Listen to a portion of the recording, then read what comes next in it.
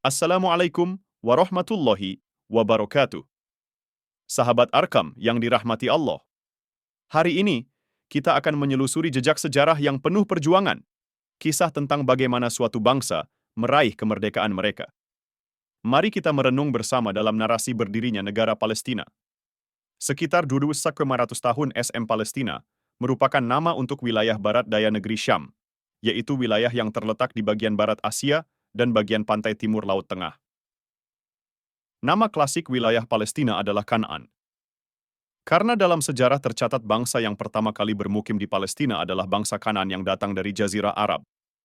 Bangsa Kanaan membangun kurang lebih 200 kota dan desa di Palestina, seperti Pisan, Al-Kolan, Akka, Haifa, Biru al-Shaba, Beersheba, dan Bethlehem. Kota besar Kanaan saat itu adalah Shechem dan diikuti wilayah yang masih bisa ditemui, sekarang adalah Asdod, Akko, Gaza, Al-Mashdal, Jaga, Askelan, Ariha, Jericho, dan Bisan. Sekitar tahun 1100 SM, dimulailah perjalanan dengan kedatangan Nabi Ibrahim di Tanah Suci Palestina, saat kekuasaan dipegang oleh Malkisyadq. Sebuah awal yang penuh keberkahan, dan kemudian dilanjutkan oleh Nabi Yakub, yang keturunannya dikenal sebagai Bani Israel.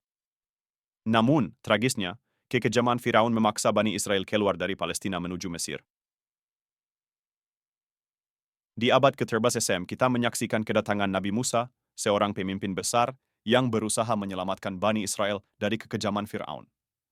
Namun, misi besar ini tidak sempat terwujud sepenuhnya, karena Nabi Musa berpulang sebelum membawa kembali Bani Israel ke wilayah Palestina.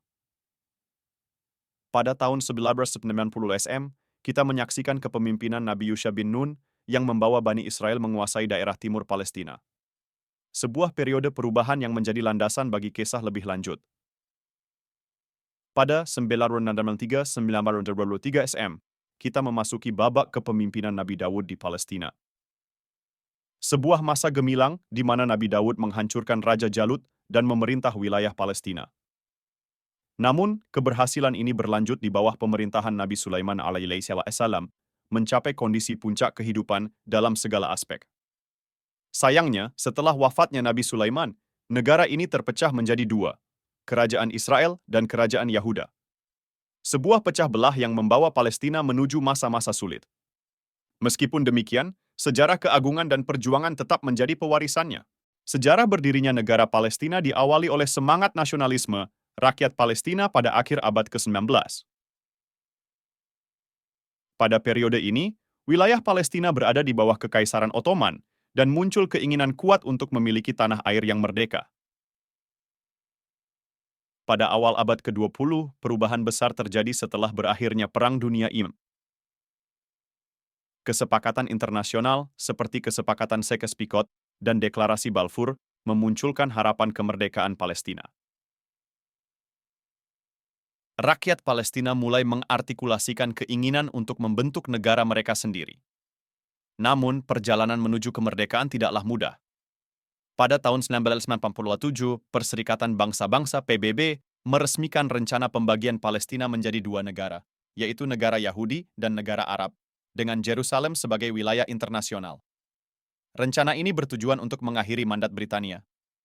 Pemilihan pembagian ini menimbulkan kontroversi dan penolakan dari rakyat Palestina. Konflik dan pertempuran PK di wilayah tersebut menyebabkan pengungsi dan penderitaan yang mendalam.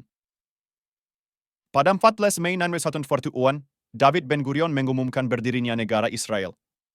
Pada hari berikutnya, negara-negara Arab menyerbu Israel, memicu Perang Arab-Israel 1948 atau yang dikenal sebagai Nakba.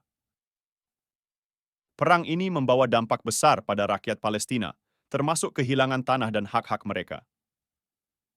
Berdirinya negara Palestina didorong oleh keinginan untuk menyatukan penduduk Palestina yang terdiri dari beraneka ragam etnis.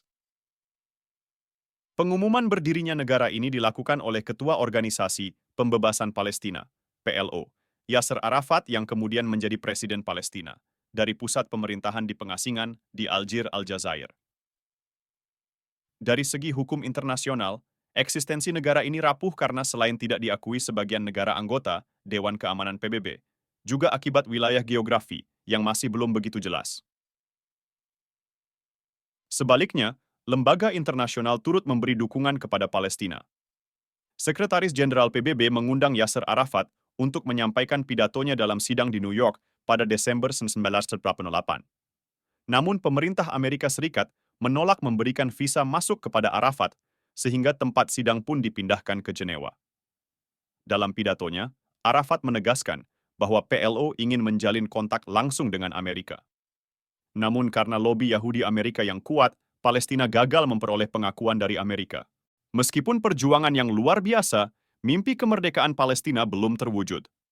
Sejak itu, konflik di Timur Tengah terus berlanjut, dan harapan akan berdirinya negara Palestina tetap menjadi fokus perhatian dunia.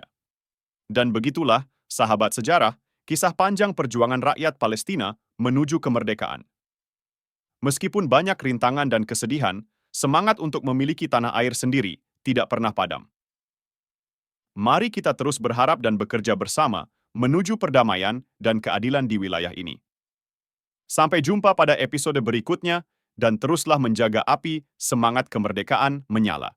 Salam perdamaian, wassalamualaikum warahmatullahi wabarakatuh.